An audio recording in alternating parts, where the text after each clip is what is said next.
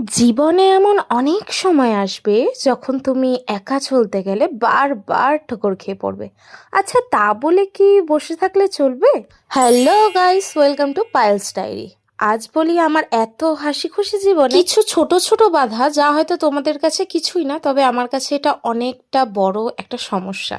এই যে 1 ইয়ার ধরে আমি যে জার্নি করেছি, এত ভিডিও, এত খাটনি, এডিটিং, হয়তো অনেকের কাছে এটা কিছুই নয়, তবে আমার কাছে এটাই আমার জগৎ। আমি যখন ভিডিও স্টার্ট করি, দেখবে ফেসবুকে first mini blog father's day, সেই যে জার্নি স্টার্ট আজ 1 বছর হতে চললো, এর মধ্যে আমার এত দিনের প্রায় সব ভিডিওতে কপিরাইট চলে এসেছে। কারণ প্রত্যেকটা গানই 3 মিনিট করে, যেগুলো আমি নিজে এডিট করে বানিয়েছি। অবশ্যই আমি তখন জানতাম না এফবি থেকে ছাড়তে হয় নিজের 19 সেকেন্ডে গান দিয়ে। তো কালকে বসে বসে আমার ভিডিওর সব অডিওগুলোই আমি উড়িয়েছি, যেগুলো কপিরাইট ছিল। এখনো অনেকগুলো বাকি আছে যেগুলো বেশি করে ভাইরাল হয়েছে।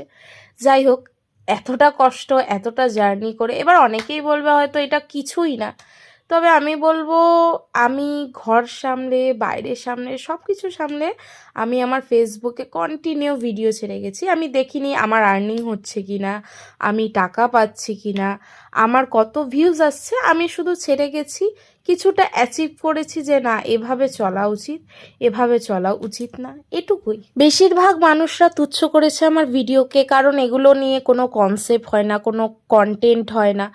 আর আমি ছেড়ে গেছি আমার লাইফস্টাইল, আমি কিভাবে বাঁচছি, আমি কিভাবে খাচ্ছি, আমি কিভাবে প্রত্যেক দিনের লাইফস্টাইলটা তৈরি করছি। আজ আমি কাজ ছেড়ে দিয়েছি, একটা সময় আমি কাজ করেছি, 19 বছর বয়সে আমার পিসিওডি আছে। এত কিছু ছাড়ার পরেও অনেকেই, বেশিরভাগ নেগেটিভ মন্তব্য দিয়েছে, আবার অনেকেই আমাকে অনেক ভালোবাসা দিয়েছে। এর জন্য থ্যাংক ইউ সো মাচ তোমাদের সবাইকে। আশা করছি নিউ জার্নি স্টার্ট করছি, তোমরা সবাই পাশে থাকবে। লাভ ইউ সবাইকে। অ্যান্ড আজকের ভিডিওটা এতটুকুই, টাটা।